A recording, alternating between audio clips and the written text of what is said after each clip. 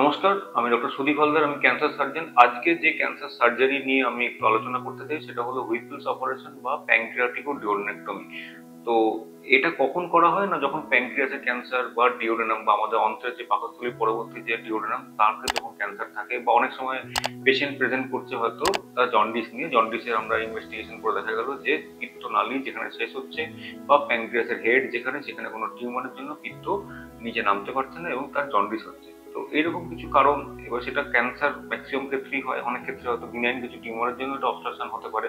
তো সেই obstructive jaundice এইটা নিয়ে যখন অনেক সময় প্রেজেন্ট করে, এবং যদি আমরা সিটি স্ক্যান বা পরীক্ষার করে দেখা যায় যে ওখানে একটা টিউমার আমরা সাসপেক্ট করছি এবং ওইটা অপারেবল, এরকম যখন আমরা ইনভেস্টিগেশন করে দেখতে পাই, তখন তার ট্রিটমেন্টে কিন্তু আমাদের এই হুইপল সার্জারি বা প্যানক্রিয়াটোডিওডেক্টমি করতে হয়। তো এখন এই অপারেশনটার একটা খুব বড় অপারেশন। তার একটা মেন কারণ হচ্ছে অনেক ক্ষেত্রে এমন একটা জায়গায় টিউমার বা যে অবস্ট্রাকশনের জায়গাটা তৈরি হয়, সেক্ষেত্রে বায়োপসি অনেক সময় রেজাল্ট পাওয়া যায় না, বা বায়োপসি আমরা ইন জেনারেলি খুব একটা রেকমেন্ড করি না, কারণ ওই ক্ষেত্রে জন্ডিস নিয়ে প্রেজেন্ট করে, তখন আমাদের ওইখানে অপারেশন করে সেই জিনিসটাকে বার করে দেওয়াটাই একটা ট্রিটমেন্ট। প্লাস ওরা যখন আমরা বায়োপসি করতে পাঠালাম, তার কারণটা আমরা বায়োপসি হিসেবে জানতে পারি। এখন এই অপারেশনটার সমস্যা এবং কিছু সুবিধা, সুবিধা এটাই যে জিনিসটা বার হয়ে গেলে তার জন্ডিসটা মুক্ত হলো। অসুবিধা কি, এটা একটা ডিফিকাল্ট অপারেশন, কমপ্লেক্স অপারেশন, একটা সময় সাপেক্ষ অপারেশন। কেন, এক্ষেত্রে স্টমাকের ডিস্টাল পার্ট, বাইল ডাক্ট মানে পিত্তনালী, গল ব্লাডার, ডিওডেনাম এবং জেজুনাম মানে initial part of the small intestine, এবং প্যানক্রিয়াসের যে হেড, সেই পোর্শন, এতগুলো জিনিস বাদ যায়। এবং এই এতগুলো জিনিস যখন বাদ গেল, সেই যে ডিফেক্ট গুলো থাকলো সেগুলোকে কন্টিনিউটি মেনটেন করার জন্য আমাদের বিভিন্ন জায়গায় ইন্টেস্টিনের পোর্শন নিয়ে গিয়ে স্টমাকের সাথে প্যানক্রিয়াটিকের যে প্যানক্রিয়াসের যে রেমনান্টটা পড়ে থাকছে, যে অবশিষ্ট প্যানক্রিয়াসে যে পড়ে থাকছে তার সঙ্গে, এবং বাইল ডাক্ট বা পিত্তনালী যে থাকে তার সঙ্গে অ্যানাস্টোমোসিস বা জুড়ে দিতে হয়।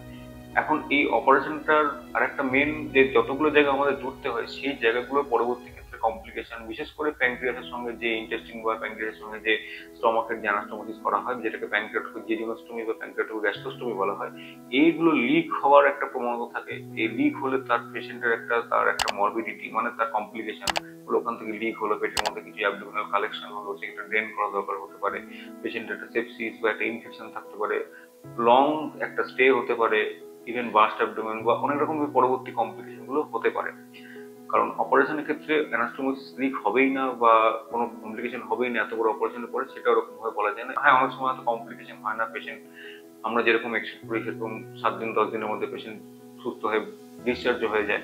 এবং এই অপারেশন অনেক রকম কমপ্লিকেশন, যেহেতু আমাদের স্টমাক বা এতগুলো জিনিস বাদ দেওয়া হচ্ছে, এটা ডিলেড গ্যাস্ট্রিক এমটিং মানে যেটা খাচ্ছে সেটা অনেক আস্তে আস্তে আস্তে আস্তে স্টমাক থেকে হয়তো নিচের দিকে নামছে, বা তার একটা বমি হওয়ার একটা সম্ভাবনা থাকছে। তো এই ব্যাপারগুলো থাকছে, তো এই কমপ্লিকেশনকে নিয়ে এই অপারেশন করতে হয়। এবং এই অপারেশনের একটা মেন কমপ্লিকেশন যেগুলো বললাম, যে অ্যানাস্টোমোসিস লিক হতে পারে এবং এক্ষেত্রে লং স্টে থাকতে পারে, এবং একমাত্র এই অপারেশনের ক্ষেত্রে আমরা বলে থাকি যে একটা লাইফ রিস্কের একটা ব্যাপার থাকে, যেটা অন্যান্য অপারেশন হয়তো লেস দেন 1% বা 2%, এক্ষেত্রে কিন্তু সেটা 5% ও 10%।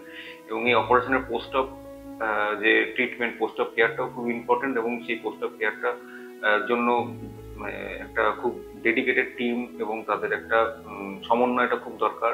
তো এই অপারেশনটা এটাই বৈশিষ্ট্য যে যে কোনো যারা গ্যাস্ট্রোইন্টেস্টিনাল বা জিআই সার্জারির একটা বড় অপারেশনের মধ্যে আমরা প্যানক্রিয়াটোডিওডেক্টমি অপারেশনটাকে আমরা ধরি। এবং এই অপারেশনটার সুবিধা এটাই, যেটা আগে বললাম, যে কিওর হওয়ার, যদি ক্যান্সার হয় তো কিওর হওয়ার একটা খুব ভালো রকম সম্ভাবনা থাকে। এবং অসুবিধা এটাই যে যেহেতু একটা বড় ধরনের কমপ্লেক্স সার্জারি, সেক্ষেত্রে একটা তার কমপ্লিকেশন বা তার একটা সাইড এফেক্ট ধরুন এইগুলোর দরুন একটা সম্ভাবনা থাকে, এবং সেটাকে নিয়ে আমাদের এই অপারেশন করতে হয়। এবং এই অপারেশন করার পরেই অনেক সময় হয়তো ডায়াগনোসিস হয় যে এটা ম্যাক্সিমাম ক্ষেত্রে হয়তো ক্যান্সার হলো, বা কিছু কিছু ক্ষেত্রে বিনাইন টিউমার ক্ষেত্রে আছে, তখন তাহলে আর পরবর্তী ট্রিটমেন্টের কি দরকার পড়ে না। তো এটাই ছিল হুইপল সার্জারি বা প্যানক্রিয়াটোডিওডেক্টমি সার্জারি অপারেশন।